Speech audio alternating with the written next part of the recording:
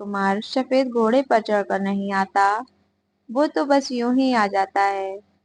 मैं एक अनाथ लड़की थी, अनाथालय में पली बड़ी थी। 10वीं के बाद से ही पढ़ाई के साथ साथ पार्ट टाइम नौकरी भी करने लगी। पढ़ाई में मैं ठीक ठाक थी। तन्हाई और दर्द तो जैसे कभी न जाने के लिए मेरी जिंदगी में आए थे। वैसे तो कई क्लासमेट थे मेरे, पर शायद मेरे दर्द को मुझसे अच्छा कोई नहीं महसूस कर सकता था। जिस लड़की की ना माँ हो, ना बाप हो, ना कोई बहन हो और ना कोई भाई, उसके लिए जिंदगी एक सजा से कम नहीं होती है। ना तो रोने के लिए कोई कांधा, ना परेशानी हाल करने के लिए किसी के साथ उलझ कर रह गई थी। मैं अपनी बेकार सी जिंदगी में, ना तो मुझे किसी से प्यार था और ना मुझे किसी का इंतजार था। लेकिन वक्त को कुछ और ही मंजूर था। मैं 18 साल की हो चुकी थी। आगे की पढ़ाई करने मुझे दूसरे शहर में जाना पड़ा और साथ ही मैं पार्ट टाइम जॉब भी करने लगी। सप्ताह के 6 दिन क्लासेस और ऑफिस में बीत जाते थे और संडे को थोड़ा आराम करके खत्म हो जाता था। खुद के लिए तो समय ही नहीं मिलता था। मुझे कुछ पैसे सेविंग में चले जाते थे और बाकी के पैसे जरूरत के सामान खरीदने में और कमरे का किराया देने में खत्म हो जाते थे। तभी एक दिन मेरी जिंदगी ने एक नया मोड़ ली।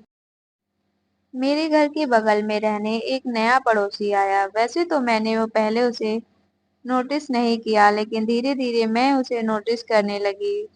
मेरे घर से बाहर जाते वक्त और वापस घर आते समय वो अक्सर छत पर टहलता हुआ मिल जाता था। उस दिन हमने एक दूसरे से पहली बार बात की थी। धीरे धीरे बातों का सिलसिला शुरू हो गया।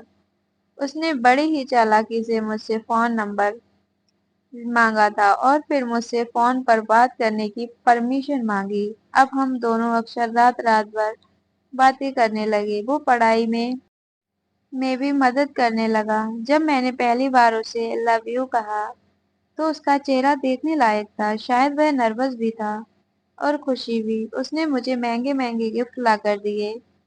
हमने प्यार में साथ साथ जीने मरने की कस्में खाई। मुझे बहुत खुशी थी कि मेरी तन्हाई को दूर करने वाला और मेरा ख्याल रखने वाला कोई मुझे मिल गया था। मैं सपनों की दुनिया में रहने लगी और अपने आने वाले सुनहरे कल के सपने बुनने लगी। वक्त बीतने लगा। देखते देखते 3 महीने गुजर गए। अब उसने बाइक ले ली। हम दोनों बाइक पर घूमने जाने लगे।